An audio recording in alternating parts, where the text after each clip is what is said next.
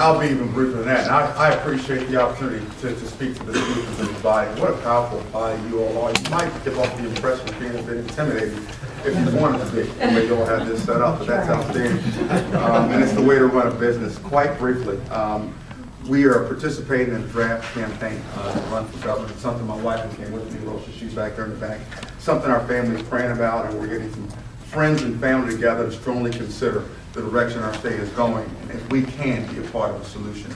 Now, we have gone around the state and we continue to do so. The past 2 weeks, for example, we put about 1,500 miles in the car, having conversations with Central Committee members, organizations, also house parties, to have a discussion on what our red print for Maryland is and what we believe it can be. And I want to reserve an opportunity for you to ask any questions you would have, but basically we're concerned about the economic infrastructure of our state, the excess taxation, the energy that's a problem, which is driving manufacturing jobs out of our state. And we basically really want to put the onus back where it belongs from a businessman's perspective in the heart of Annapolis, where we hold our state departments and all of our government officials accountable to a zero baseline budget. We believe it works. In fact, not just zero baseline budgeting, but zero baseline regulation, where every department has to tell their executive or their governor or justify every penny they spend prior to us ever even considering a budget going forward. That is the way you run and you deal with the people's money. What a Lollar administration would look like, quite honestly, and real quick, straightforward, is that right off the bat, we passed the Taxpayers' Bill of Rights to mimic almost exactly what they do there in Colorado, to ensure that our state's government does not grow any faster than CPI or the cost of living. We believe these are things that can be done and should be done. Our current Maryland Constitution should be amended so that any time a bill, any type of legislation, has funding in it that increases your taxes higher than CPI, you ought to go for a referendum. You ought to vote for it. The citizens of Maryland should, because it's your money. You have a right to demand more. Now, I don't have a lot of time to go into detail, and I know it's that way by design. But I do want you to know that our families, our friends, we're strongly considering this. We believe with the executive experience, 20 years, I have 18 to 20 years of executive experience, not just leading Marines, but also leading businessmen and women for almost 9, 10 years, 7 of which at Centos Corporation as general manager. I've also led in the political arena as a Charles County chairman of the Central Committee as an elected official out there in Charles County. Some folks would look at my resume and say, you don't have enough political experience. To that I say, thank God, because that's part of the problem we have right now. But what I do bring to the table is business experience, leadership, executive from both the Marine Corps as well as the private sector. And I would hope for an opportunity to engage each and every one of you in conversation about what I believe the state of Maryland can do better. Now, if we keep doing the same things, we cannot expect different results. It's that simple. And one of the biggest fights that I have, not just in Baltimore City, but also in Prince George's County, is trying to convince people why they need to vote for a conservative ticket or a conservative gentleman at the top of a ticket with an R by his name. You can only imagine how difficult it is for a guy like me to carry that presentation to Prince George's County. But it's something that my wife and I from New Day, Maryland have been doing for the past 18 months, and it is working because we're finding out something. People believe in the same things. You shouldn't spend more than you have. They believe in the idea of family and conservative values. We just have to find a way to articulate it in a way that does not set people aside, make people feel bad about themselves, but don't make government promises that government should not keep. I believe that we should put that onus back in the private sector to do all they can to build our economy. And if we create the right tax infrastructure, our manufacturing jobs will come back. We will be able to bring more people, get more people working, and our employment will go down. To that end, I will close and open for any questions that you may have to keep to your schedule. Thank you, Charles. I do appreciate it. And I do want to recognize your wife, who works the trail with you. Let's stand up, Mr. Baldwin.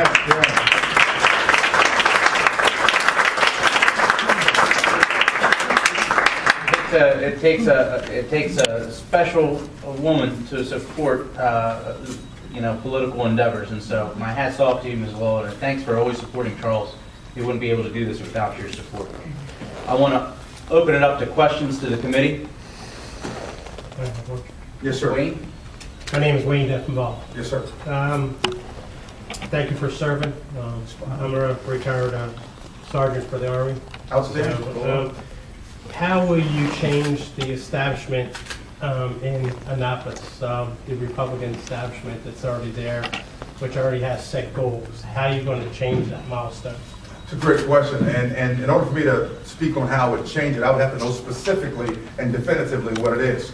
I certainly, I never would want to leave the dance with a different partner that I came with. That's just a tradition my mom taught me. And as far as the Republican Party is concerned, I found by and large that most of us tend to agree on a lot of the core central issues. Very much Reagan-esque my philosophy. If we agree on 90% of the things, then don't break it. Now there's a couple things that I draw the line on, but those are conversations I need to have from one Republican to another. I can tell you though that the Republican establishment has not been very good to me, or to our family, or to our campaign. In fact, I was down in Annapolis on Lawyers Mall to give a speech. I was actually asked to give a speech on behalf of gun rights and the Second Amendment. And when I got there, the person that was running the rally came to me and said, listen, I can't let you speak. And I looked at him. You asked me 2 weeks ago to be here. And his response was, well, the elected officials, which were all Republicans, said that if we let you speak, we're not going to help pass your bills. Which kind of really took me back in a big way. I got back home to my wife. I said, honey, I'm not sure exactly where the arrows are coming from anymore. From the front, from the back, it doesn't matter. But one thing about being a Marine, it doesn't matter. I'm a Marine, I can take it. So I'm a big boy, I'll figure it out. When it comes to the Republican establishment, though, if it's something that gets in the way with fiscal responsibility, if it's something by which we are driving businesses out of our state, then it's something I'm going to stand against. But I don't believe that solid Republicans are for principles like that. I believe in our party, and I'm not going to abandon it just because a couple of people think that it's not Charles Lollar's time to run for governor. That's not what I'm going to do. I'm getting old now. I'm past the 30s and 20s where I used to play games. I have 4 daughters, one's in college. We have to take some things seriously, and if we're going to be here in this state, we got to change it for the better. Thank you. Thank you, sir. Other questions for Mr. Lollar?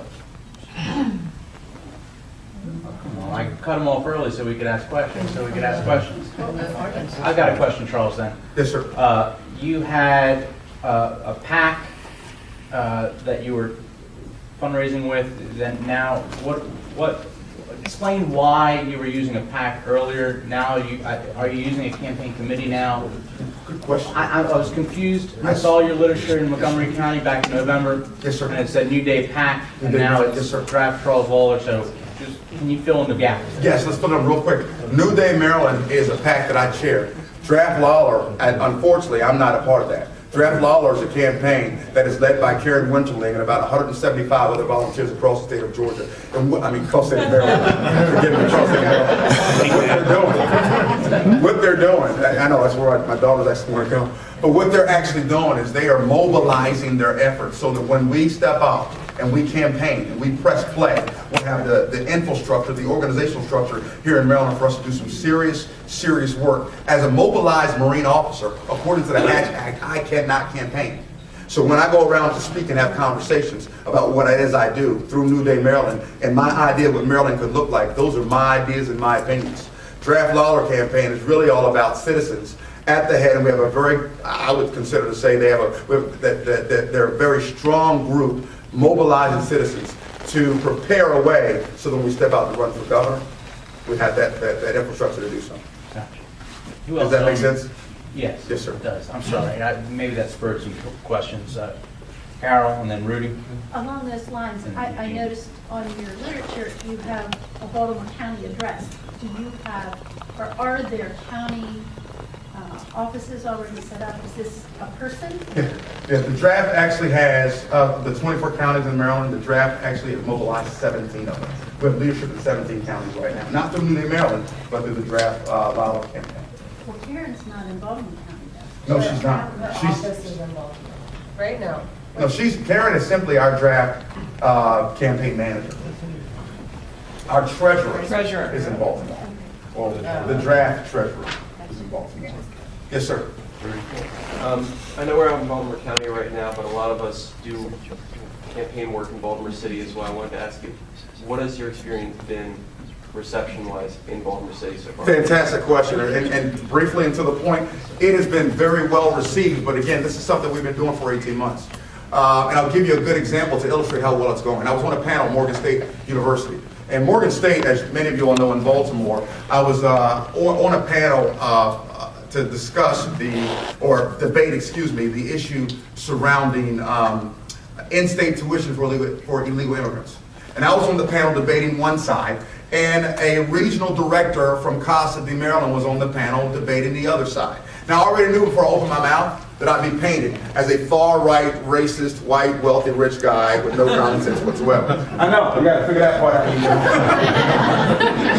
But I embraced it in a way where I could manage to lead without insulting. And with my opening remarks, I basically said, listen, I'm not a racist. I'm not a discriminant. Here's my concern. My concern is about fiscal responsibility. And what this bill will actually do is make it more and more difficult for us as a state, not just to come out of debt, but it puts our education system in jeopardy. And I broke it down from a fiscal responsible perspective. Not that we're not all about immigration, and we're not all about the idea of building our strong nation with those who have ideas, ideologies of entrepreneurship that want to make our country great the same way we do, but we have to do it in a way that makes sense. I say that because after the meeting was over, the director from Costa, Maryland, cornered me before leaving, asking me to come and have coffee with her.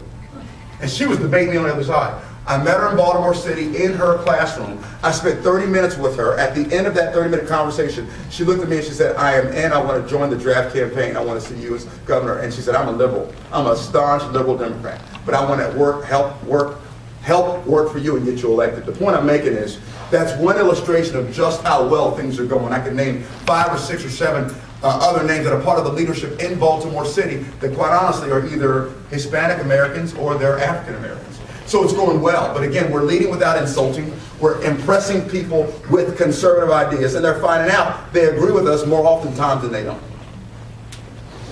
You're welcome, brother. Eugene. Yeah, I actually have 2 questions. Yes, sir. College student. I'm a college student. I go to Bowie State University. Due to the governor's holding tuition at a freeze for the last couple of years, tuition is about to skyrocket. I want to ask, what is your opinion or plan for that? And also, I want to get your opinion on civil liberties. Civil liberties. Some good questions. We'll start with education. Isn't it interesting though at Bowie State University? Were you at the rally, the college student rally, the historical black college in Annapolis? Yes. The funding parallels, the differences between. I think we missed a huge opportunity here, don't you? Well, I didn't actually disagree with the premise of that rally. I was there just to show face. Outstanding. Oh, that's good too. I honestly believe that when it comes to education, will the prices skyrocket? I don't know if they will or not.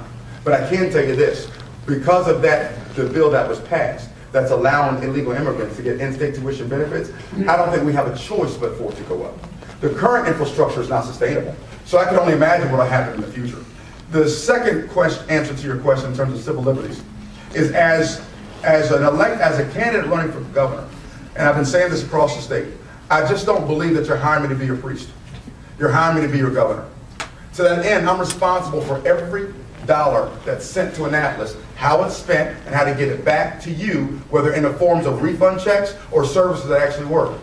When it comes to civil liberties, that is an individual's responsibility. That's your choice. As your governor, it's not my job to come into your home and tell you how to live your home. If you want me to be a priest, let's start a church, I'll be your pastor, we'll go from there. But outside of that, how you run your home is your business. However, my problem though is when we start looking at the financial implications behind it. See, I believe the whole civil union movement would not have even been an issue, honestly, if it weren't for the fact that we provide benefits, whether through your job, insurance, whatever the case may be, for married couples. If you take the benefit away, people wouldn't care what they're called. I really believe that. I think it's always come down to the dollars and cents of the issue. So as governor, I've got to do the right thing by your dollars and cents. That's what I'm most concerned about. If you want to ask me my stance on traditional marriage, my stance on pro-life or abortion, my stance on these issues, we can have that conversation all day long. I won't back down from it. But as a governor, my responsibility is about dollars and cents.